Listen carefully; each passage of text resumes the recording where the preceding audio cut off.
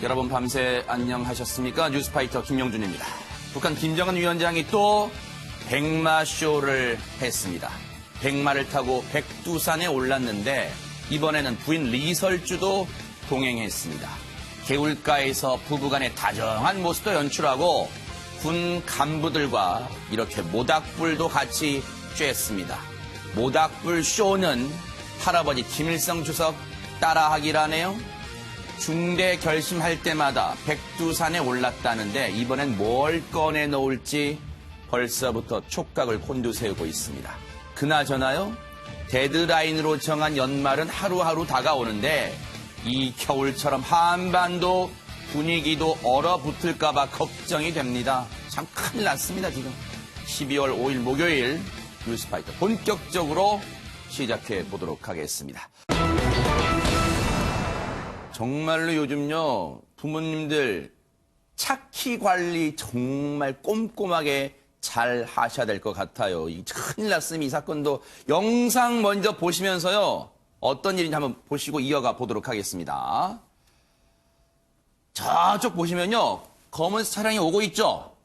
그런데 오다가 잘 오는 듯 하는데 갑자기 갓길에 주차된 차를 받고 저렇게 뒤집히고 맙니다. 아이고. 반대편에 오던 차 운전자가 놀래가지고 이 차 보세요. 이 운전자가 내립니다. 세상에 저렇게 뒤집혔으니까 얼마나 놀랐겠어요. 비상등 켜고 내려서 저 뒤집힌 차의 운전자를, 세상에 감사하게도 또 운전자를 구조에 나섭니다. 세상에 참 착하신 분이 저분은요. 그런데 손정혜 변호사님, 저 잘 가다가 차 들이받고 전복된 저 차량의 운전자 대체 누굽니까? 그러니까 이 남학생이었고요. 고등학교 2학년이 운전이 아이고. 좀 미숙했던 상황이라고 하는데 심지어는 술도 마신 상태였습니다. 대박. 지난달 22일 새벽 1시 25분경을 넘은 시점에 이 남학생이 집에서 술을 마셨다는 거예요. 아하. 그리고 바람을 쐬고 싶다라고 해서 한 행동이 아버님 차 키를 가지고 몰래 나와서 500m 정도를 저렇게 운행을 합니다. 아하. 그런데 갑자기 맞은편에서 차량이 오니까 네. 피하고 싶었나 봐요. 운전을 많이 해보지 못하다 보니까 확 꺾어버렸더니 갓길에 세워져 있는 자동차 충돌을 한 거고요. 네. 본인은 균형을 잃고 저렇게 전복되는 사고를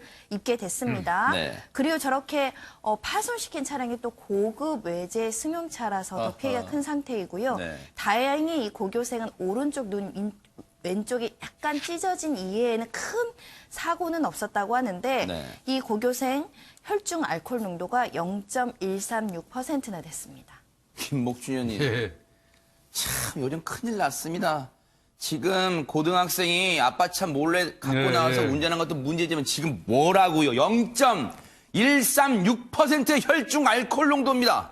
이게 만약에 그 자동차 운전 면허를 소지하고 있는 사람이라고 한다면 면허 취소 사유죠. 네. 윤창호법에 의해서 얼마 전에 이제 면허 취소 사유가 0.10에서 0.08%로 아하, 바뀌었죠. 네네. 그런데 이 친구 같은 경우는 0.136%라면 완전 만취죠. 만만치죠. 네네. 그런데 이 학생 같은 경우는 음주운전을 따지고 뭐 자시고 할 필요도 없을 것 같습니다. 왜 아하, 그러냐면 애당초 면허가 없어요. 아, 그러네요. 무면허 운전이기 때문에 네네. 그렇습니다. 그러니까 이제 그렇게 처리가 되는데 네. 우리 뉴스파이터에서 그동안 그 어린아이들이 운전하다가 사고 내는 거 관련해서 방송 꽤 많이 했잖아요. 그랬죠, 네. 그때마다 우리가 그 얘기 했지 않습니까?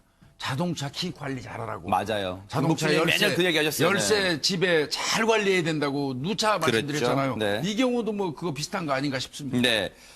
사실 이 학생의 얘기도요, 믿을 수가 없어요. 앞서 영상 보시면요, 마치 반대편에서 오는 차한테 약간의 책임을 떠넘기고 있잖아요. 근데 보세요. 에이, 반대편 차량에서 차가 오니까 놀라서 꺾었다고 무슨 말을 그렇게 해요. 잘 오다가 자기가 그냥 갓길에 있는 차를 들이받고 뒤집혔잖아요. 그런데 어쨌든 간에 문제는요, 이 집안 지금 큰일 났습니다. 걱정거리가 한두 가지 아니에요. 강문혁 변호사님.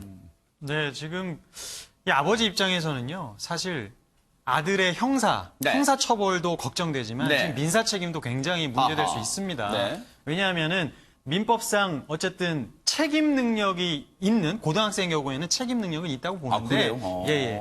하지만 책임 능력이 있는 이런 고등학생 자녀가 불법 행위를 저지르더라도 네. 그 부모가 어떤 자녀를 관리 감독할 의무를 다하지 않았다. 그로 인해서 이렇게 손해가 발생했다 하면은 이제 민사상 손해배상 책임도 지기 때문에 네. 예, 아주 걱정이 크죠. 저 차가 고가의 외제차란 말이에요. 그럼 저 차를 가만히 갓길에 서 있는 차를 들이받았단 말이에요. 그럼 저 수리비 혹시 이 학생네 집에서 부모가 물어줘야 됩니까? 아유, 당연합니다. 왜냐면요. 네. 이게 부모의 감독 의무가 여기서 네. 지금 핵심적으로 문제가 될 겁니다. 네, 얼마나 물어줘야 되는 거 수리비가? 수리비가 지금 대략 한 5천만 원 정도가 세상에. 나온다고 보도에 나와 있는데요. 지금 저 차량 지금 뒤에가 그대로 받친 게 와 이렇게 맞췄네요 예, 세상에. 아주 고가의 차량으로 알려져 있는데요. 뭐포뭐 이렇게 시작하는 차래요. 네, 밝히지 않겠습니다. 사실- 포뭐 차량인데, 네. 제가 걱정되는 거는 수리비도 수리비인데요. 네. 사실 이런 고가의 외제 차량의 경우에는 이렇게 큰 사고가 나면 또 감가가 또 문제될 수가 있습니다.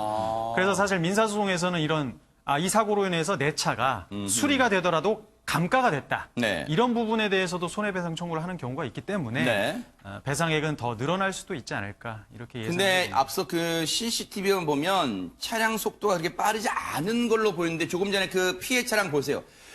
유인경 평론가 뒷바퀴 축이 완전히 틀어진 거야. 바퀴가 완전히 틀어졌어요, 지금. 그 정도로 피해 상황이 심각할 것 같습니다. 근데 이 차가 헌차가 아니라 올 6월에 새로 뽑은 차기 때문에 거의 뭐 새 차나 마찬가지 그러네요, 상황이어서 네. 정말 보세요. 자랑스- 바퀴 틀어진 거 보세요. 아, 예, 네. 저 차주로서는 좀 황당했을 텐데요. 네. 다행스럽게도 차축은 휘었지만 주요 부위인 엔진이 망가지지 않아서 5천만 원 정도에 그쳤다고 합니다. 그나마 나온 게 5천이에요. 만약에 엔진이 파손이 됐다 그러면 네. 새 차값 전체를 물어내야 되는 거죠. 네. 사실 성인이 운전할 때도 저는 운전을 못합니다만 남편이랑 갈 때 저 굉장히 비싼 차가 보이면 저 차랑 부딪히고 우리 집 문서 내놓고 도망가자 뭐 이런 얘기 나올 정도인데 네, 맞아요. 게다가 운전 면허가 없는 학생의 경우는 보험 처리도 받을 수가 없습니다. 그래요? 예, 왜냐면 가족끼리는 되지만 미성년자 같은 될 수 없기 때문에 이걸 도대체 어떻게 해석해야 될지 모르고 요즘 청소년들이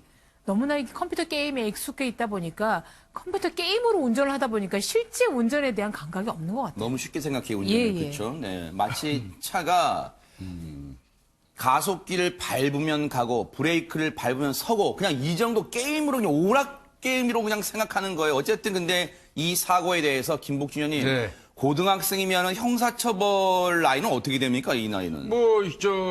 14세 이상부터는 형사 처벌 연령이 되니까요. 어차피 이 학생은 처벌은 받습니다. 무면허 관련돼서 처벌 받는데. 네. 근데 제가 지금 저 차 쭉 움직이는 거 동선 이걸 보니까요. 네.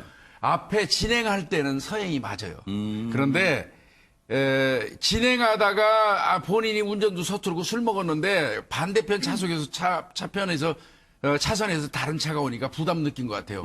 그때 나름대로 브레이크 잡는다는 게 악셀을 밟으면서 급가속한 걸로 보여요. 급가속을 했기 때문에 옆에 차를 들이받고 전복이 된 거예요. 서행 상태에서 들이받으면 절대 전복 안 됩니다. 그러니까 제가 볼 때는 네. 앞에서 오는 차에 부담을 느낀 건 맞는 것 같아요. 그런가요? 그래서 아하. 브레이크를 잡는다는 게 악셀을 밟은 것 같고 네. 그게 급가속되면서 앞에 차를 추돌하고 네. 그대로 전복된 걸로 보여지거든요. 네. 그러니까 아마 저거는 전체 다 아마 물어줘야 될 입장이 될 거예요. 네. 그러니까 아버지가 진짜 아들 때문에 적지 않은 돈을 변상하게 생겼습니다. 네. 손정혜 변호사님, 이 학생이 반성문을 경찰에 제출했다는데요. 참 이 표현도 웃겨요. 보세요. 피해 차량 주인과 아버지에게 죄송하다. 이건 뭐 당연히 느껴야죠. 그런데 다시는 음주운전을 하지 않겠다. 이거 어떻게 받아들여야 돼요, 이거는. 본인이 지금 무면허 운전한 부분은 까맣게 까먹은 게 아닐까라는 생각이 들고요. 네. 음주운전이 아니고 본인이 면허증 취득 없이 이렇게 운전을 하는 것 자체가 위험성이 있다라고 보셔야 될 것 같은데 네. 만약에 본인이 뭐 보험의 어떤 혜택을 받을 수 있는 나이였다고 하면 아버님이 이렇게 힘들진 않을 거예요. 아버님이 지금 합의를 위해서 지금 피해 차주한테 진짜 지금 머리를 숙이면서 저렇게 매일매일 찾아가서 합의 좀 해주십시오라고 이야기를 하고 있다라고 하고요. 세상에. 또 이 부성애를 느낀 그 피해 차량 차주도 강력하게 대응하고는 있지 않아 보입니다. 뭐 렌터카를 빌린다든지 손해 부분에 있어서 어느 정도는 이제 협의점을 찾으려고 노력하고 있는 것 같은데 이 철없는 고의 행동 때문에 지금 어른 어른들이 씁쓸하게 진짜 고생하고 있는 모습을 볼 수 있는 상황이고요. 더군다나 저렇게 세워져 있는 차량에 대해서 사고가 나면 대부분은 100% 가실입니다. 다만 이 사건에서는 피해 차량이 갓길에 주차한 부분에 대한 가실이 얼마로 평가될지를 좀 판단해 봐야 되겠지만 본인의 섣불른 어떤 바람 쐬러 갔다가 5천만 원이면요. 세상에. 아버님이 1년 일해서 모기 쉽지 않은 그런 돈입니다. 돈일 거예요. 철저하게 반성해야 되지 않을까 합니다. 정말 비싼 바람값을 지금 치르고 있는데 유인경 평론가님 저 이제 아버님을 그 얘기를 전해드리면서 참 부모는 부모다. 아버지는 아버지다. 자식의 이 흠결을 아버지가 백방으로 뛰어다니면서 정말 죄송합니다. 제가 자식 놈을 잘못 가르쳤으면 이러고 계시네요 지금. 그렇죠. 그게 무슨 피해 보상액을 줄이기 위해서 그랬겠습니까? 진심으로 자녀 교육이 조금 소홀했거나 소통이 안 된 거에 대해서 했을 텐데 최근에 들어서 이 청소년들이 너무나 많이 음주라든가 이런 데 익숙해져 있기도 하고요. 누리꾼들이 쓴 댓글을 보니까 이 청소년에게, 이 소년에게 하는 얘기가 제발 정신 차려 부모에게 효도해라. 아 그러네요 맞아요. 예, 일단 지금부터라도 술 끊어라. 뭐 이런 얘기가 많아서 참 이런 예. 얘기를 해야 된다는 게 참 네. 진짜 씁쓸해요 진짜. 종이 한 장에 쓴 반성문이 얼마나 진심이었는지 모르지만 글의 길이가 문제가 아니라 진짜 아버지에게 미안하다면 평생 효도하는 마음으로 맞아요. 살기 바랍니다. 어쨌든 간에 그런데 이 보험 혜택은 아예 그러면 안 되는 거예요? 어떻습니까? 아버지 차를 끌고 갔는데 아버지가 보험 들었겠죠. 그렇지만 그거 무면허에다 음주기 때문에 보험 혜택 어려울 것 같고요. 외지 차주분 같은 경우는 본인 보험으로 아마 보험 처리는 가능할 거예요. 그러면 그 보험회사가 또 이 학생의 아버지를 상대로 구상권 청구할 겁니다. 아이고 어쨌든 간에요. 어찌됐건 본인이 그러니까요. 부담해야 될 것 같습니다. 맞아요. 어찌됐건 지금 뭐 김복준 의원님도 내내 방송 중에 참 안타까움도 분노도 있지만 안타까움을 많이 이제 느끼시는 것 같더라고요. 유인경 평론가님 말씀처럼 이 학생 정말로 이제 이 그 차주분과 이 합의 처리가 잘 되면요 아버지한테 평생 감사합니다 아버지 이 못난 아들 위해서 이렇게 백방으로 애써주신 점 제가 평생 효도하며 살게요 그 마음 갖기를 바랍니다. 참. 잘못은 자기가 해놓고 야단 법석을 떠는 사람을 여러분께 고발하고자 합니다. 영상 보시면서 이어가 보도록 하겠습니다. 자, 소방차가 오고요. 그리고 사다리가 달린 소방차예요. 뭔가 긴급한 사건이 발생했나요? 경찰과 소방대원이 위를 쳐다보고 있어요. 손전등으로 뭘 비추고 있죠? 길 가던 분들도 뭐지 하고 다 위를 올려다보고 있습니다. 혹시 위에 다급한 일이라도 벌어진 걸까요? 손정혜 변호사님, 왜 저분들은 경찰과 소방대원뿐만 아니라 길 가던 분들까지 다 하나같이 목을 길게 펴고 위를 쳐다보고 있을까요? 한 남성이 옥상에 올라가서 위험한 행동을 연출했기 때문에 저렇게 아하. 소방관분들, 경찰관분들 고생하시고 있는 건데요. 네. 사건을 거슬러 올라가면 지난달 27일입니다. 11월 27일 날 30대 남성이 DVD방이라고 이제 영화 보는 예. 방이죠. 20대 여성과 같이 들어갔다가 이 여성을 성폭력하려고 시도를 합니다. 세상에. 그리고 이 여성이 3일 뒤에 이 남성을 만나게 됐고 그날이 27일입니다. 왜 그날 그렇게 나한테 피해를 입히려고 했느냐 네. 라고 항의를 하자 어디로 도망을 가냐면 옥상으로 도망을 가게 되고요. 옥상으로 가서 나 뛰어내리겠다라고 투신 소동까지 벌이게 됩니다. 세상에. 결국은 경찰이 끈질기게 차분하게 설득한 끝에 30분 만에 옥상에서 내려와서 체포된 상황입니다. 하하. 방귀 낀 놈이 성낸다고 지금 이런 나쁜 일을 저지르다가 미수에 그친 사람이 오히려 지금 투신하겠다고 소동을 벌였어요. 당시에 정말로 얼마나 긴박한 상황이었는지 목격자분 얘기 들어보시고 이어가 보도록 하겠습니다. 뛰어내린다고 그랬다는데 투신한다고 막 그렇게 했었나 봐요. 네. 그 건물에서. 사람이 저 위에서 막 있었거든요. 네. 근데 에어매트 그거 하나 설치해놓고 막 경찰이랑 사람들이 막 모두를 몰려있고 저는 딱 근데 지금 여기서 궁금한 대목이 있습니다. 김복준 의원님. 예. 그 DVD방이라는 데서 정말 끔찍한 일을 당할 뻔했던 그 여성. 근데 왜 그 당시에는 경찰에 신고하지 않았을까요? 그러니까 이 여성이 성폭행을 당한 거는 27일 오후 5시죠. 네. 근데 이 여성이 이 남성한테 너 나한테 왜 그랬어 하고 따지러 간 거는 11월 30일 토요일 밤 7시 40분이에요. 사흘이 지났네요. 네, 근데 아마 사과가 제대로 되지 않으니까 경찰에 신고를 한 거고 그 신고한 걸 알고 이제 옥상으로 올라가서 투신 소동을 벌인 건데 네네. 그러다 보니까 이제 그러면 이 여성이 한 3일 정도 왜 그 즉시 신고 안 하고 한 3일 정도 있다 가가지고 신고를 해 이렇게 일반적으로 얘기하는 사람들인데 지금 그건 많이 모르는 거죠. 아, 왜요? 말 그대로 요즘에 얘기하는 성인지 감수성이 부족한 분들이에요. 아, 죄송합니다. 여성의 입장에서는요. 뒤늦게 신고한다 해가지고 그걸 잊은 건 아닙니다. 이걸 당황한 상태에서 이걸 어떻게 처리하지 켜켜이 쌓고 있는 거거든요. 분노 같은 거를. 네. 그게 급기야 못 참아서 와서 신고를 하는 내용을 가지고 왜 그 즉시 안 했냐고. 그게 예전에 성범죄를 취급하던 그 태도예요. 아하. 근데 이제 그거는 빨리 지금 벌여야 될 사항이고요. 네. 예. 그러면 이 두 사람이 생면 부지의 관계였나요? 아니면 그날 처음 일이 벌어진 건가? 아니면 알던 사이인가요? 약 한 1년 정도를 사귀었다고 얘기를 하고 있고요. 그랬군요. 여성은 약간의 지적 장애가 있기는 하다고 그래요. 네. 근데 이제 그거는 이 범죄하고 전혀 관계가 없죠. 네, 이 여성은 당시 11월 27일 날 DVD 방이란 장소에서 남성이 몹쓸 짓을 하려고 했다고 주장하고 있습니다. 남성은 동의한 관계였다라고 혐의를 강력하게 부인하고 있습니다. 강문혁 변호사님, 1년 동안 만난 사이다.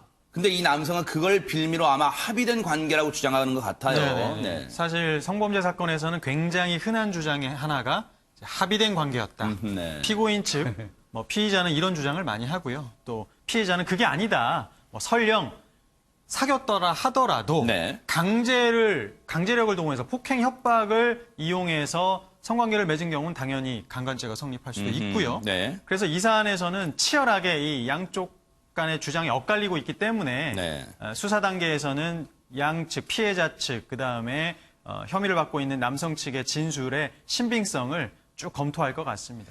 지금 보면 참 충격적인 게요.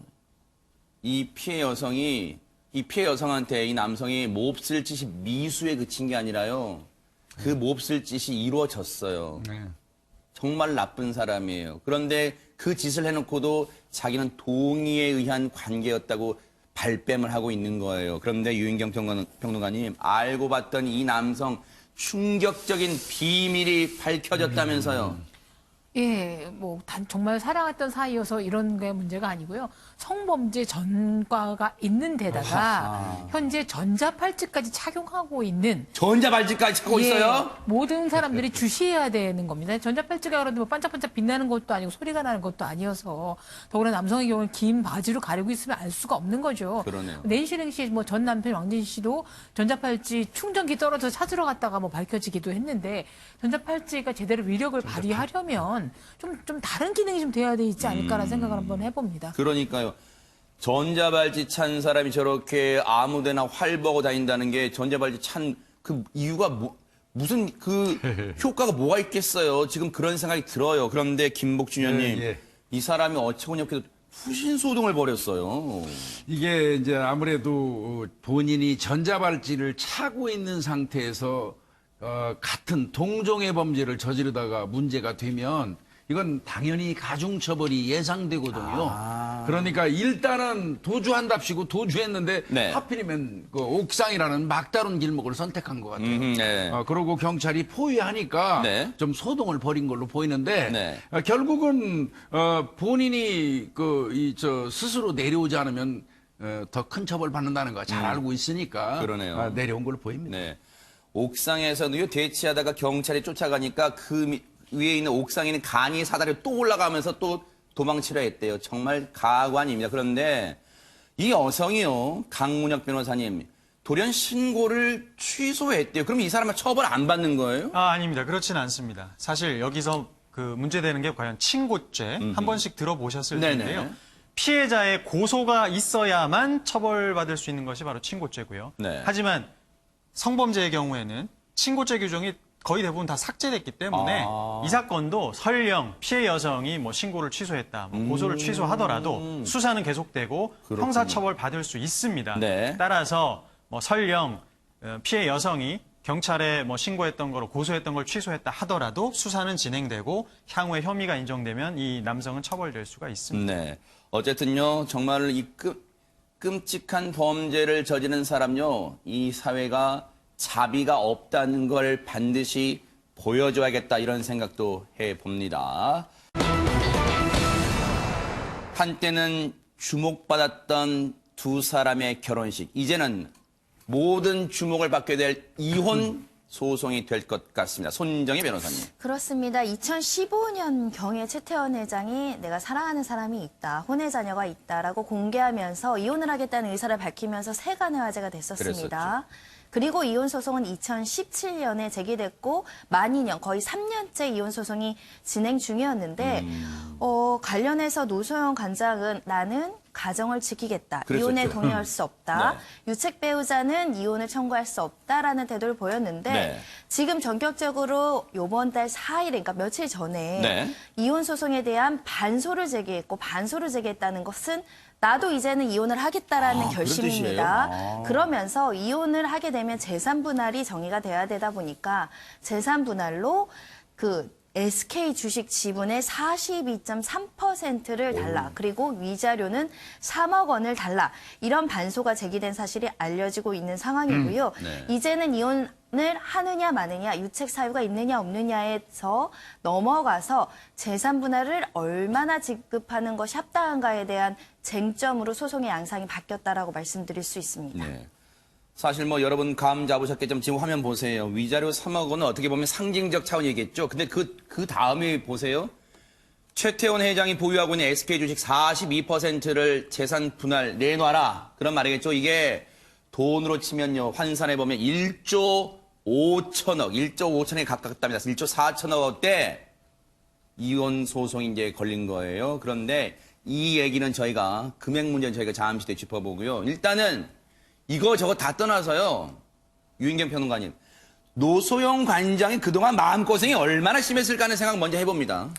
물론 뭐 보통 사람들만 이혼하고 불륜 저지르는 게 아니라 전직 대통령 딸도 이혼 대상이 될 수도 있고 네. 재벌 회장도 뭐 외도를 할 수도 있겠으나 그러네요. 노소영 관장의 경우에는 세 자녀를 정말 애지중지하면서 키웠어요. 그래서 큰 딸이나 작은 딸이 또 공군에서 굉장히 그때 뭐 환호를 받기도 했고 공부도 굉장히 잘하는 걸로 알고 네네. 있고 아들이 막내인데 뭐 소아당뇨 그런 거 앓고 있어서 대안학교에 보내기도 하고 또 지극정성으로 어머니로서 최선을 다했고 뭐 SK 그룹이 이루어지는데도 내주를 한 것 같은데 네. 너무 공공연하게 남편이 이제 매체를 통해서 뭐 이런 거를 했고 게다가 많은 이제 부인들이 놀라워하는 게 제게 위안을 주는 한 여인을 만났습니다라는 문구 때문에 이제 아마 굉장히 충격을 받았을 것 같습니다. 그런데 4년 동안 이혼을 할 수가 없다고 하다 마음을 바뀐 것은 이제 최근에 큰 딸이 결혼을 해서 독립된 가정을 이뤘고 둘째 딸도 지금 외국에 취직해서 굉장히 건작 잘하고 있고 네. 아들도 해서 이 정도 되면 어머니로서의 역할은 다 이제 제대로 했다. 했으니 남편에게도 좀 그래 당신도 행복해라라고 하고 싶다라는 이런 마음인 것 같습니다. 네. 앞서 그 노소영 관장의 영상을 좀 보면요. 이런 말은 뭐 말해 뭐 하겠습니까? 딱 봐도 그냥 저희 같은 일반 사람들이 봐도 지금 넋이 한 반쯤은 나간 그런 것처럼 표정이 보여요. 약간 멍하고 무슨 생각이 있겠어요. 정말. 노소영 관장이 네. 61년생이니까 59이거든요. 아, 우리나라 그래요? 나이로. 네. 20대 때 결혼해서 30여 년에서 이제 60을 바라보고 있는 나이에 이런 결심을 했다라고 하는 거는 본인의 속을 우리가 다 어떻게 헤아리겠습니까? 네. 이거 하나 읽어드릴게요. 노소영 관장이 심경 글을 SNS에 올렸어요. 뭐 다 읽어드리지 않고요. 발췌해서 읽어드릴게요. 저의 지난 세월은 가정을 만들고 이루고 또 지키려고 애쓴 시간이었습니다. 이렇게 심경 글이 시작이 됩니다. 그 다음 문장은 아마 많은 분들이 공감하실 거예요. 힘들고 치욕적인 시간을 보낼 때에도 가정을 지키려 했었다. 그리고 일말의 희망을 갖고 기다렸지만 이제는 그 희망이 보이지 않게 됐다. 이렇게 이어가고 있고요. 마지막 문장만 읽어드릴게요. 끝까지 가정을 지키지는 못했지만 저의 아이들과 우리 사회에 도움이 되는 사람으로 남고 싶다라는 자신의 어떤 소중한 바람, 작은 바람도 이 글에 남겼습니다. 김복준 의원님, 사실 예. 지금도 다시 떠올려 보면요. 네. 대한민국 4대 그룹 총수 중에 한 명이 느닷없이 장문의 편지로 예. 불륜 사실을 고백해. 이건 정말 무슨 드라마 영화 같은 소리였어요. 2015년 12월에 언론사 상대로 편지를 그랬었죠. 썼죠. 네. 거기 내용을 썼는데 보면은 뭐 한간에 이미 소문이 나고 있었죠. 한간에 소문대로 결혼 생활이 순탄치 않았고 성격 차이 때문에 어떤 이 두 사람 간에 어떤 갭을 메꾸지 못해서 사실상 뭐 이혼 상태였고 이혼 준비 중이었다. 이런 얘기를 이제 시작을 한 다음에 네. 그러다가 우연한 기회에 어떤 사람을 만나서 함께하는 삶에 대한 꿈을 꾸게 됐고 아이가 생겼다. 뭐 이런 얘기 했어요. 그러면서도 이제 뭐 그 부분에 대해서 도의적인 책임은 느낀다는 얘기는 썼습니다. 근데 이제 저는 나중에 이제 그 문구 나온 거 보면 꼭 그 편지글에 썼어야 할까 하는 그런 그 문구가 몇 가지 있어요. 어떤 걸까요? 제 잘못으로 만인의 축복을 받지 못하게 되어버렸지만 그건 이제 새로 만난 그 여성을 얘기하는 겁니다. 적어도 저의 보살핌을 받아야 할 어린아이와 어린아이의 엄마를 책임지려 합니다. 이런 얘기는 구태여 이건 사적으로 혼자서 생각할 일 아닌가요? 이거를 발표문에 구태여 포함시켜가지고 어떤 면에서 보면 이 부분에 대해서 비난이 가중됐다고 할 수도 있어요. 그런 부분들이 좀 섞여 있는 편지를 썼었죠. 그리고 네. 본인은 솔직을 가치로 하기 때문에 이런 거를 발표하는 것도 솔직한 그 심정으로 한다 이렇게 얘기했는데 글쎄요 여러 가지 생각을 하게 하는 대한민국 사회에서 공사 생활에 있어서 진짜 진정으로 존경받는 오너가 있을까 하는 그런 슬픈 생각이 들게 했던 그러니까요. 좀 편지였습니다. 씁쓸하신 것 같아요. 지금 말씀하시면서요. 근데요, 노소영 관장 관련해서 이 지인의 얘기가 있어요. 그런데 참 이 시간을 보니까 참 뉴스파이트가 참 세월도 오래됐다 생각이 2015년. 들어요. 예. 2015년에 노소영 관장이 지인이 했던 얘기 한번 들어보시고 이어가 보도록 하겠습니다. 노 관장의 이 성격이나 스타일은 굉장히 심플하고 초지일관해요. 그래서 지금 보이고 있는 반응도 같은 맥락인데 가족이 소중하다. 따라서 이 엄마 입장에서는 뭐 여러 가지 풍파가 있더라도 가족을 지켜내겠다는 결심이고요. 지금 노 관장의 심경은 최태원 회장을 안타깝고 가련하게 여기는 마음이 커요. 이것이 정말 순리적으로 풀리기를 바라면서 자신이 희생을 해서 기다리겠다. 모든 문제들을 감내하겠다. 질문이 뭔데요? 글쎄, 어렵고 힘들더라도 안방을 지키자. 대구 시민들한테도 그렇게 말씀드리고 싶어요. 저 두 번째 영상은 2016년에요. 모 정치인의 지원 유세를 갔던 그 시간대였는데 이제 이 지인들과 또 모임에서 저렇게 속은 얼마 썩어 문드러졌겠어요. 근데 어떻게 저런 애써 웃음 지으면서 입장을 밝혔던 그런 장면이었습니다. 근데 강훈혁 변호사님, 안방을 지키자던 이제 노소영 관장, 이제는 안방 나도 안 지켜로 입장이 바뀌었습니다. 그렇게 되면 최태원 회장이 치러야 할 대가는 좀 큰가요? 어떻습니까? 네, 재판의 양상이 이제 180도 바뀌었습니다. 그동안은 사실 최태원 회장이 이혼 청구를 했고요. 노소영 관장의 경우에는 사실 최태원 회장이 유책 배우자이면 명백하기 때문에 네. 사실 난 이혼 못한다. 네. 유책 배우자의 이혼 청구는 받아들여질 수 없다. 이런 방어만 했으면 사실 이혼 청구가 기각될 수 있었습니다. 하지만 적극적으로 이제 반소 청구를 했습니다. 네. 반소 청구라는 것은 이제 본인도 이혼 의사가 있음을 이제 밝혔고요. 네. 그다음에 적극적으로 상대방의 유책 사유로 인한 위자료 청구도 하고 있고요. 3억 원을 청구하고 있다고 하고 거기다가 재산 분할까지 청구하고 있습니다. 네. 이 재산 분할액이 워낙 거액이기 때문에 아까 앵커님 말씀하셨지만 주가를 기준으로 했을 때도 약 1조 4천억 원. 천문학적인 금액입니다. 네. 사실 법원에 내는 수수료만 해도 20억을 넘을 것으로 지금 보이는데요. 그래요? 앞으로 만약에 재산 분할 청구는 어쨌든 노소영 관장이 혼인 생활이 이미 30년이 넘었기 때문에 반드시 비율의 문제지 재산 분할 청구도 인정될 것이고 아하. 위자료 청구도 인정될 것이기 때문에 네. 최태원 회장은 노소영 관장에게 지급해야 될 위자료 및 재산 분할액이 상당할 것으로 그러네요. 예상됩니다. 그런 예상은 뭐 충분히 해볼 수 있을 것 같아요. 그런데 이런 표현은 뭐 최태원 회장과 노소영 관장한테 참 송구합니다만 어쨌든 본인들의 의지와 상관없이 손정혜 변호사님 3기의 이혼이 될 수밖에 없어요, 지금. 일단 속가라고 하죠. 이 걸려있는 재산상 이익이 이렇게 큰 이혼 사건 아마 과거에는 찾아보기 어려웠을 그러네요. 것이고요. 네. 또는 그 재벌가에서 이혼을 할 때는 재산 분할과 관련해서는 보통 협의를 하거든요. 그래서 얼마를 주고받았는지 외부에 잘 알려지지 않는데 이 사건도 중간에 협의될 가능성도 배제하기는 어렵지만 워낙에 지금 갭이 있습니다. 네. 이쪽에서 인정하는 금액과 이쪽에서 청구하는 금액이 너무 차이가 있기 때문에 아하.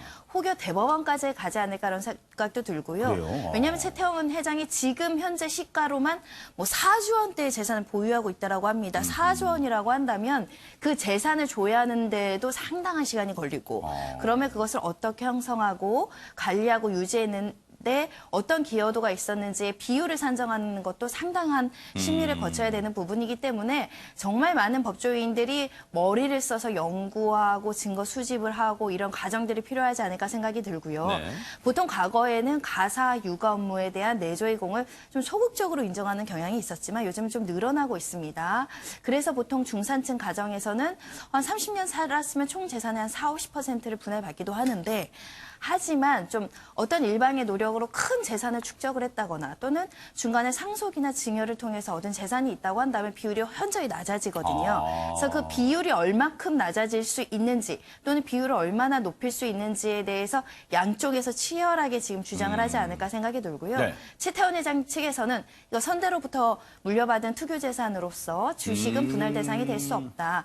과거에 이부진 호텔 신라 사장 사건에서도 주식이 분할 대상이 안 됐었습니다. 그래서 예상보다 굉장히 낮은 재산 분할이 나왔고요. 하지만 노소영 관장 입장에서도 할 말은 있습니다. 내가 경영권에 직접 참여하진 않았지만 내가 아이들 돌보고 육아를 했고 이렇게 내조를 했기 때문에 회사 경영을 열심히 할 수 할 수 있고 있었다. 관련된 여러 가지 사업을 하는 과정에서 뭐 일각에선 특혜나 여러 가지 어떻게 보면은 그 또 활동을 통해서 사업권을 취득하는데 나도 일조를 했기 때문에 통상적인 재벌가의 어떤 주식에 대한 투교 재산 논리가 적용될 수 없다. 네. 이렇게 지금 반박을 할 것으로 예상이 됩니다. 혹시 김복준 의원님, 예. 노소영 관장의 반소에 화들짝 놀란 최태원 회장이 우리 그냥 이혼하지 말고 그냥 이대로 지내자라고 할 가능성이 있을까요? 이제는 돌이킬 수 없는 돌이킬 수 없습니까? 상황에 처했죠. 네.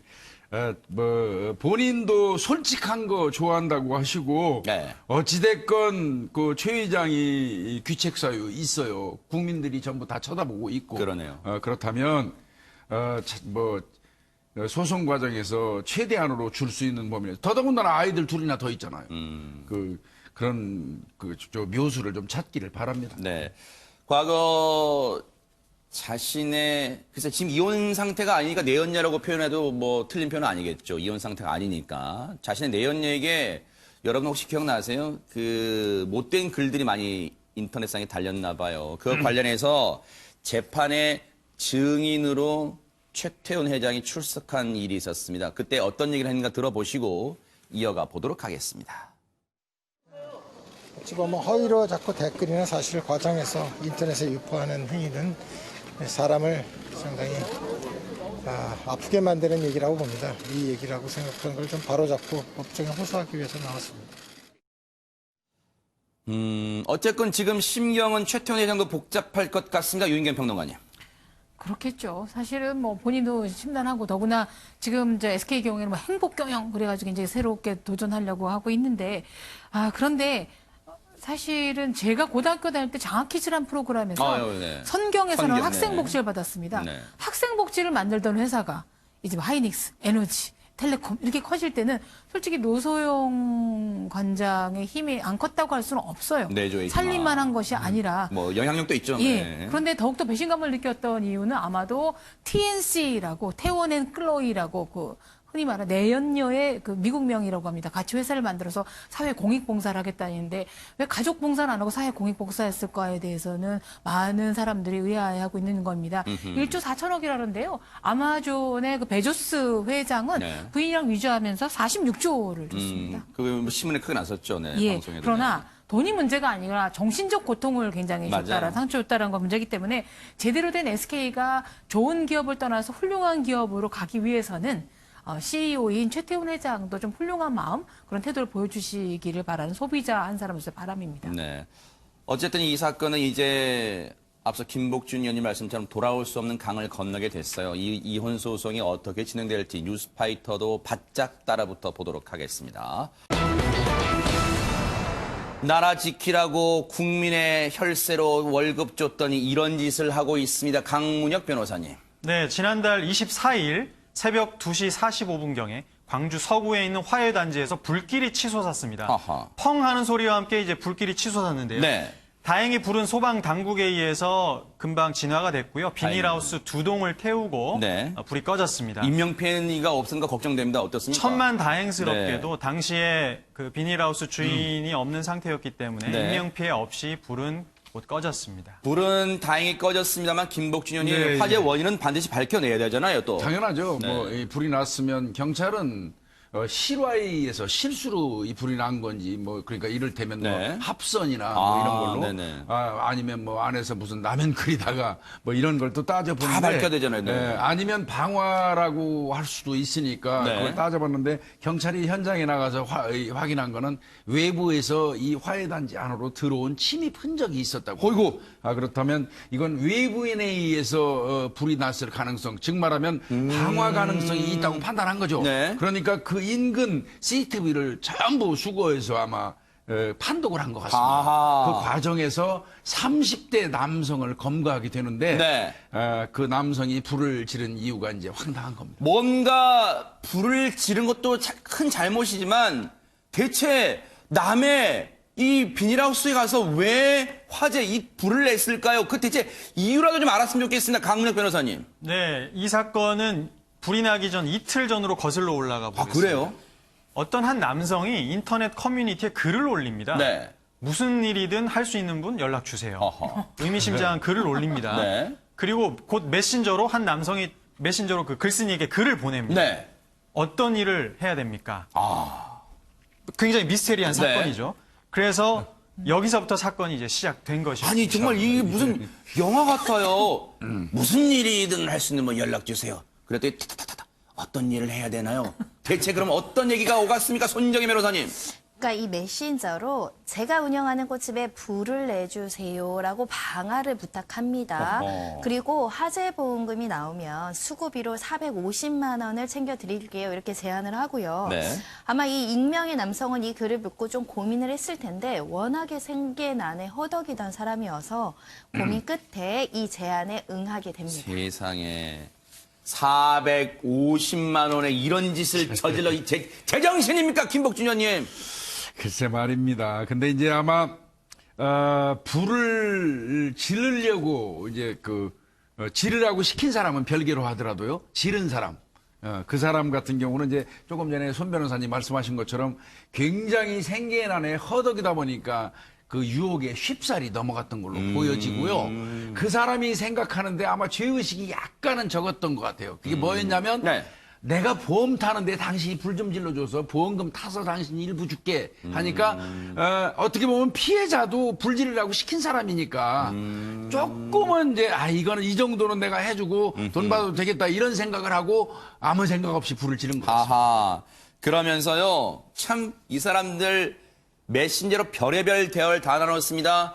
불 지른 데 필요한 물품 어디 갖다 놓을게. 강문혁 변호사님 참 진짜 이거 씁쓸합니다. 씁쓸해요 진짜. 그 영화에서 보던 장면입니다. 그 글쓴이가 이제 이렇게 범행을 교사하는 것이죠. 네. 광주에 있는 버스터미널 몇 번 물품 보관소로 가면 무슨 첩보 영화예요 뭐예요? 네. 도구가 있다. 네. 그래서 그 남성은 시키는 대로 합니다. 허허. 그래서 버스터미널 물품 보관함에서 면장갑과 신호통, 네. 1리터짜리 신호통 3개를 챙겨서 아이고. 이제 범행 현장으로 가게 되는 것이죠. 네.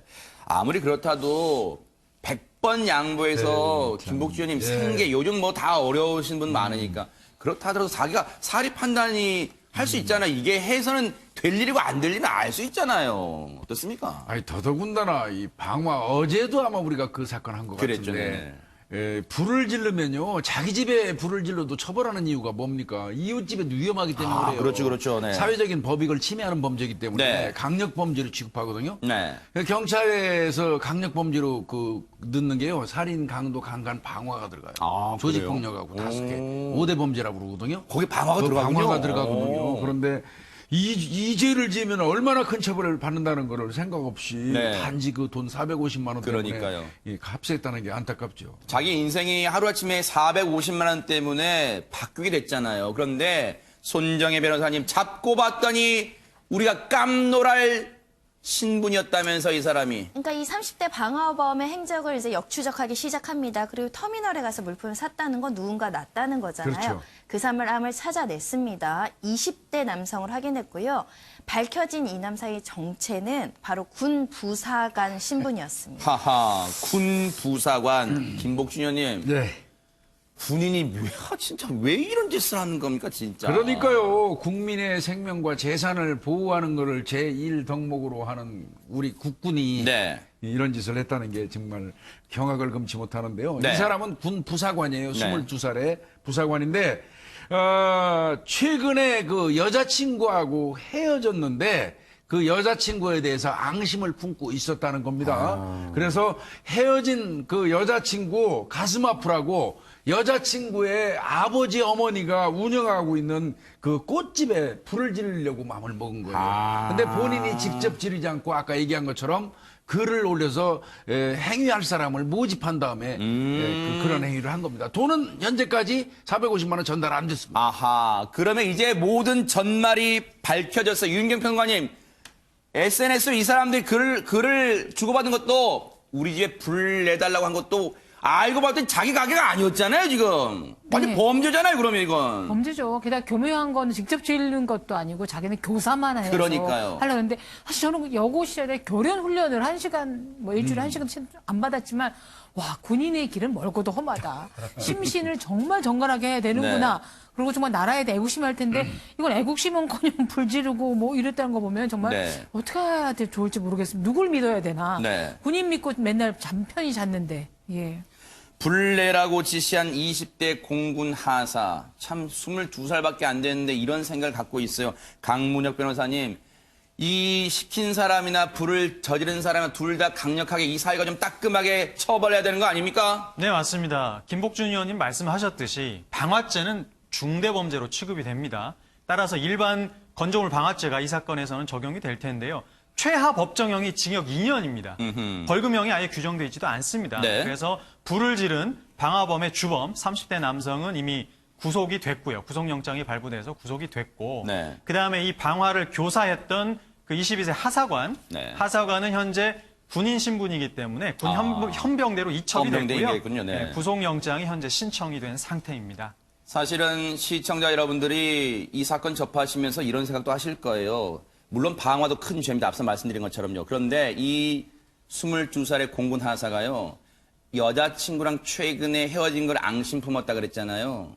천만다행인 게 맞아요. 사람한테 해코지했다면 무슨 일이 벌어졌을까 하면 정말 소름이 온몸에 돋습니다. 그런 게 그나마 그게 맞아요. 천만다행이 아닌가. 최근에 그런 범죄 너무 많이 일어나죠. 그러니까요. 이혼한 전처가 안 만나줘서 그다음에 전 장인 장모도 살해하고 그러니까요. 처형도 살해했는데 그나마 좀 다행스러운 게 제가 맞아요. 최근에 유치원 원장님하고 그 선생님들 모임에 갔는데 유치원 과정에 갈등을 푸는 과정에 들어갔더라고요. 그래요? 유치원 교과 과목에 그러니까 막 헤어지자 너 싫어 뭐 이랬을 경우에 그걸 좀 받아들이는 그러니까 거절을 받아들이는 법을 유치원에서 교육을 한다면 네. 이제 한 1, 20년 후에는 이런 범죄는 좀 사라지지 않을까. 네. 그런 희망을 조금은 가져봅니다만 네. 예, 아직도 힘들죠. 이번 사건 접하면서 제발 우리 사회가 욱하는 사유란 말이 언제부턴가 붙게 됐잖아요. 제발 마음을 좀 다스릴 줄 아는 그런 분위기가 됐으면 좋겠습니다. 정착되길 바랍니다. 잠을 자고 있는데요. 그것도 새벽에 누군가 초인종을 계속 누른다면 여러분 어떠실 것 같습니까? 손정혜 변호사님. 무섭죠. 그런데 더군다나 그 배를 누른 사람이 본인과 내연관계에 있었던 남성이다. 그리고 가족은 이 사실을 모른다고 했을 땐 공포감이 굉장히 클 겁니다. 그러네요. 산악 동호회장 50대 남성이 있고요. 이 산악회에서 알게 된 여성이 있습니다. 네. 둘은 내연관계였는데 여성이 이제 그만 만나자 관계 정리를 요구를 했습니다. 네. 그러자 이 산악회장 50대 남성이 여성에게 새벽 시간에 16분간 협박성 메시지를 다수 보내게 됩니다. 또 이런 일이 또 이게 뭔가 이게 사귀다 헤어지면 또 협박, 위협, 이런 짓을 또 벌이고 있어요. 협박성 메시지가 대체 어떤 내용이었습니까, 손정혜 이 변호사님? 50대 남성은 휴대전화로 이 여성의 상반신, 그러니까 속옷만 입은 사진을 촬영한 적이 있었는데 이것을 보내면서 나 이거 네 남편 만나려고 벨 누르겠어. 아니면 우리 동호회에 올릴 거야 이 사진. 이런 식으로 협박을 합니다. 아니, 유인경 평론가님, 이 사람은 정준영 사건도 접하지 않았어. 왜 이런 짓을 합니까, 진짜? 정신이 어떻게 된 겁니까, 진짜? 차라리 폭행을 하는 것보다 더 저는 치졸하고 악랄한 범인인 것 같습니다. 뭐 고문을 김복주님 잘 아시겠지만 고문을 한다거나 이런 거 할 때 실제적인 폭행보다는 너 죽일 수도 있어야 하고 뭐 이런 살해 사건 있잖아요. 죽일 거라고 물을 똑똑똑 떨어뜨리면 심장마비로 죽습니다. 아, 오늘 공포감 때문에? 네. 아. 그래서 이 여성도 가정이 있는 여성이고 네. 뭐 실수로 이런 일을 좀 저질러서 본인도 이제 고통과 반성과 했을 텐데 지속적으로 집에 와서 하고 가정을 파괴시켜 주겠다고 하면은 얼마나 공포에 시달렸을까. 아마 뇌세포라든가 장기세포도 굉장히 많이 손상을 입지 않았을까 생각이 듭니다. 네. 그런데 불길한 얘기하면 늘 들어맞잖아요. 네. 손정혜 변호사님, 협박으로만 끝난 게 아닌 것 같아 지금 걱정입니다. 빈말이 아니라 실제로 실행을 했습니다. 메시지 보내고 이틀 뒤에는 실제로 집을 찾아와서요. 배를 눌러요. 세상에. 그러니까 내연관계 알리겠다, 네 남편 만나러 가겠다라는 걸 실행을 했다라는 거죠. 그리고 네. 나서 10일 뒤에는 자택 인근에서 또 협박 메시지를 보냅니다. 지금 간다, 애들 아빠 만나러 간다, 이런 협박성 메시지를 또 보내게 됩니다. 무슨 이게 이런 영화 같은 일이 왜 현실에서 정말로 이런 나쁜 범죄가 왜 일어납니까? 진짜 김복준 의원님. 이거는 참. 하여튼 최근에 그래요. 각종 범죄자들 다 나쁘죠. 맞아요. 강력 범죄자들 특히 나쁘고 성범죄자들 특히 나쁘고 뭐 아이들 상대로 범행하는 거 나쁘다 우리가 욕들 많이 하고 비난도 많이 하는데 저는 최근에 가장 나쁜 사람들이 제 나름대로 계산하는 건요. 찌질하게 그 여성 동영상 찍어가지고 그걸로 협박하는 인간들이 정말 가장 치졸하고 악랄한 범죄자들이라고 저는 개인적으로 그러니까요. 생각합니다. 네. 또 남자 사회에서 남자 망신 다 시키는 그 맞아요. 부류들이고요. 네. 그런데 이거 내가 보니까 용기는 없어요. 남편 한테 만나서 얘기할 거야. 이거 계속 그 말로만 하고 있고 가서 벨 누른 다음에 만약에 혹시 누가 나오면 집 잘못 찾았다고 그러고 가겠지요.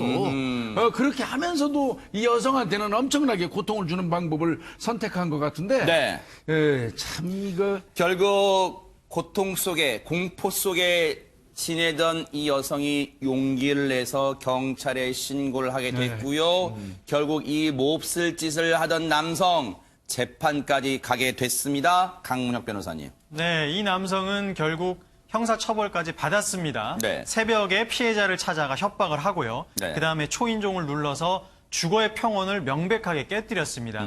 그리고 이미 이전에 주거침입죄로 처벌된 전력까지 있었습니다. 이런 점을 감안해서 법원은 이 남성에게 징역 6개월에 집행유예 1년을 선고했습니다. 근데 사실 손정혜 변호사님 이 방송 보시는 분들 중에 또 그런 생각 많이 하실 거예요.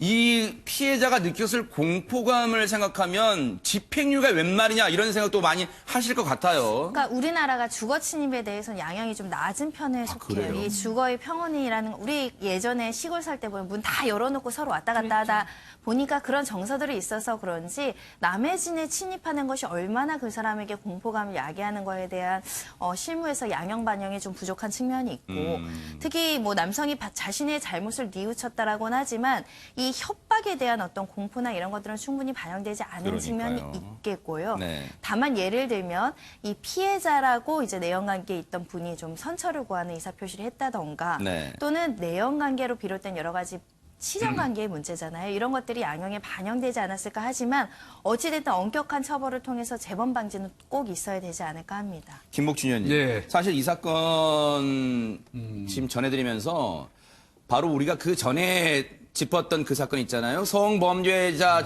전력이 있는 사람이 여성한테 몹쓸 짓 하고 또 옥상에서 투신 소동까지 네, 벌였던 네. 남성. 근데 이 범죄 같은 동종 범죄를 저지른 사람 또 반복을 하네요. 이상하게. 이 성범죄가 우리가 위험하다고 얘기하고 늘상 경계하는 이유가요. 재범 확률이 다른 범죄보다 압도적으로 높아요. 그래요? 그렇기 때문에 특히나 또 미성년자를 대상으로 해서 그 범행하는 성범죄 같은 경우는 네. 그냥 거의 2배예요, 2배. 세상에. 예, 그렇기 때문에 이제 우리가 경계를 하는 건데 네. 저는 이 사람이 전력이 그 전에 있었고 그랬음에도 불구하고 이번에 또 이런 일을 했는데 징역 6월에 주거침입죄 협박죄라고 그래가지고 네. 집행유예 1년 선고한 거는 글쎄 저는 개인적으로 좀 마뜩지가 않고요. 네. 이거는 재판부에서도 제발 피해자 관점에서 좀 봐주시기 바랍니다. 아하, 그러네요. 피해자 관점에서 내 가족, 내 그 아내 이런 쪽으로도 좀 한번 생각을 해보시고 벌을 좀 주셨으면 좋겠다. 네. 일벌백계라는 교훈도 필요하잖아요. 그러네요, 진짜로. 그 다음에요. 네. 아마 제가 생각할 때는 그 형이 약간 적어진 이유는 피해자가 유부녀라는 점이 약간 정도는 작용했을 거라고 그게 가만 되는 거예요? 그런 점 때문에 아마 재판부도 고심 끝에 이런 선고를 내렸다라고 일단 저희는 이해를 하고 받아들이겠습니다. 뭔가 아쉬움이 남는 판결이 아닌가 이런 생각도 지울 수가 없습니다. 글쎄요. 누구나 한 번쯤은 겪을 수도 있는 일인데 그 황당한 얘기 지금부터 들려드리겠습니다. 강문혁 변호사님. 네, 한 매장에서 손님으로 온 여성이 진열된 물건을 둘러보고 있었습니다. 매장을 이제 둘러보다가 네. 진열돼 있는 물건을 이제 만지는데요. 네.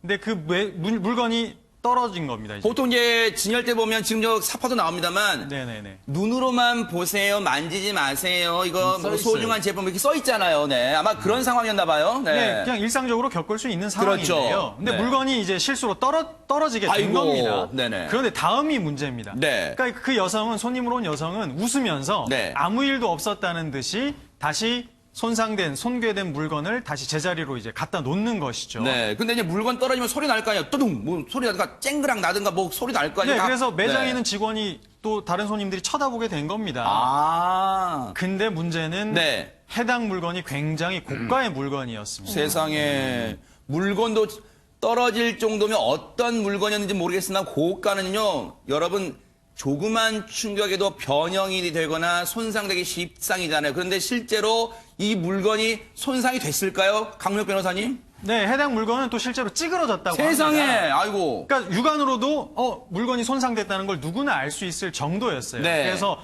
매장에 있던 매니저가 놀라서 네. 어찌할 줄을 몰랐던 거죠. 네. 워낙 고가의 물건이었기 때문에. 손정혜 변호사님, 그런데 이 고가의 물품을 떨어뜨리고 찌그러뜨려 놓고 이 사람이 그냥 슬그머니 자리를 떠나려고 했답니다.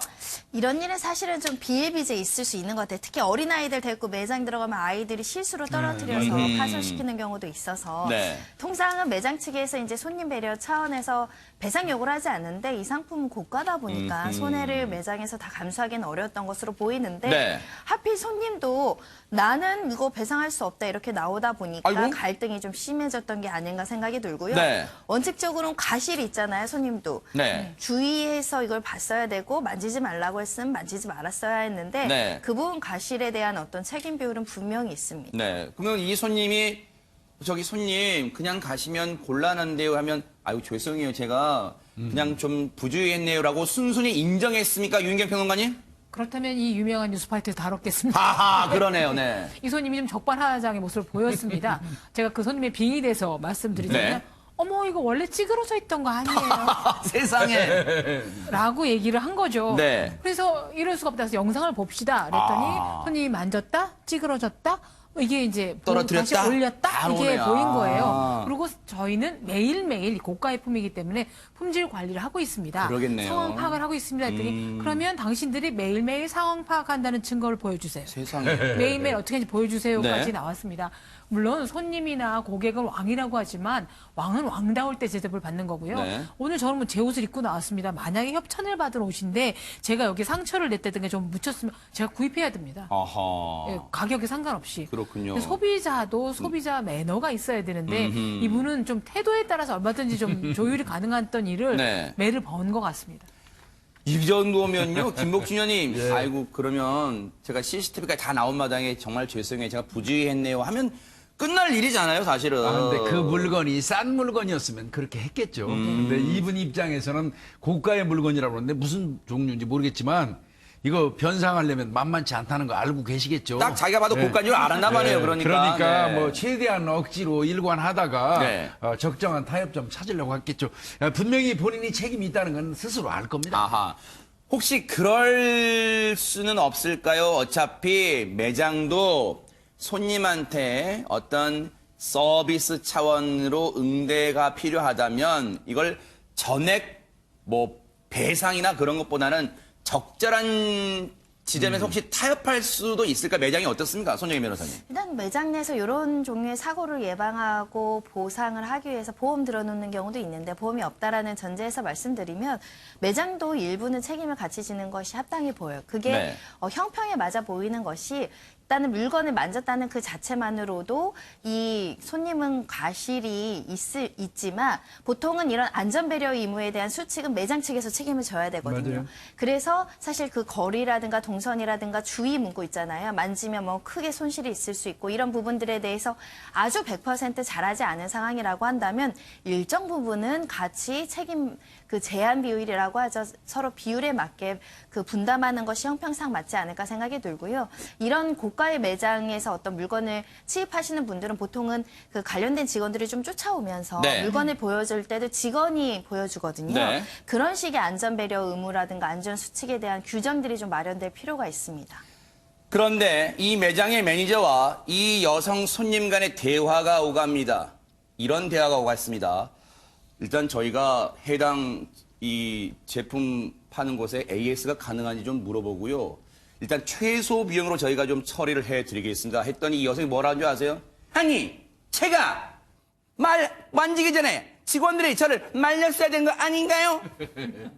이랬답니다. 그랬더니 매니저께서 황당해가지고 상품 만지지 마시라고 저희가 안내 문구 붙여놨고요. 그리고 고객님께서 상품 만질 때 저희가 어떻게 예측하고 제지를 할 수 있을까요? 그거 어렵습니다 했더니 예측해서 직원이 나를 제지했어야죠!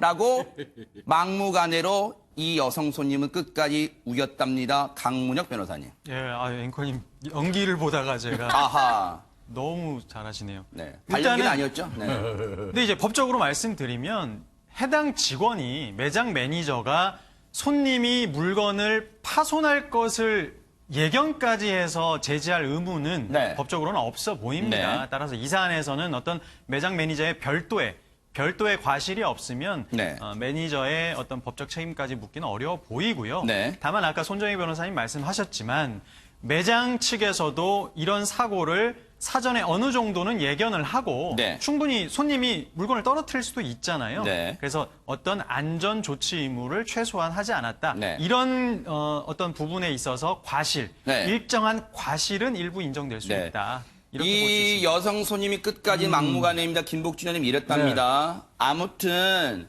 나는 돈 전부 몰아낼 수 없어요. 그쪽도 도의적 책임 지세요. 이랬다면 아니 매장이 도의적 책임을 지래요. 지금. 근데 제가 아까 말씀드렸잖아요. 네. 이 여성분 전혀 책임이 없다고 끝까지 갈 확률은 없다고 일정 부분 가슴속으로는 책임질 생각하고 있으면서 이제 합의하려고 그러는데 근데 그거 변호사님들이 두 분 말씀하셨지만 사실 그 매장도 문제는 있어요. 경고 문구 물론 붙여놨지만 그토록 중요하고 고가의 물건이라면 진열장 내에 보관한다든지 접근을 차단하기 위한 어떤 시설을 하는 게 맞습니다. 그러네요. 그게 없는 상태에서 손님이 손쉽게 만지다가 떨어뜨릴 수 있다면 네. 그 일정 부분은 책임져야 될 거예요. 네. 그렇지만 그렇다고 하더라도 이거를 처리해가는 과정에서 이 여성이 보이는 태도는 그러니까요. 굉장히 좋지 않죠. 저는 이분을 정부에서 그 해외 협상팀에 좀 인재로 해서 한미 방위비 협상 이런 데 가서 우리 못 낸다 네. 뭐 이런 거라든가 네. 좀 주권을 찾는 일에 좀 그러니까요. 활용했으면 하는 좋네요. 마음으로. 예. 관업법으로 약간 꼬집어 주셨어요. 그런데 손정희 변호사님 만약에 이 여성이요 끝까지 나 돈 못 내 그러면 어떻게 됩니까?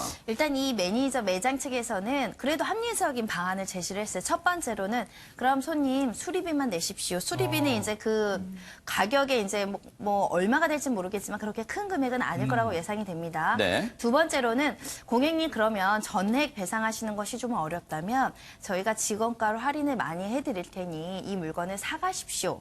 세 번째, 이마저도 싫으시면 저희가 법무팀에 의뢰해서 조치를 하겠습니다. 그러니까 법무팀에 의뢰한다는 것은 네. 소송으로 이제 야기될 수 있다라는 아하. 것인데 그 중간에 접점을 좀 찾으셔야겠죠. 그러니까요. 그렇죠.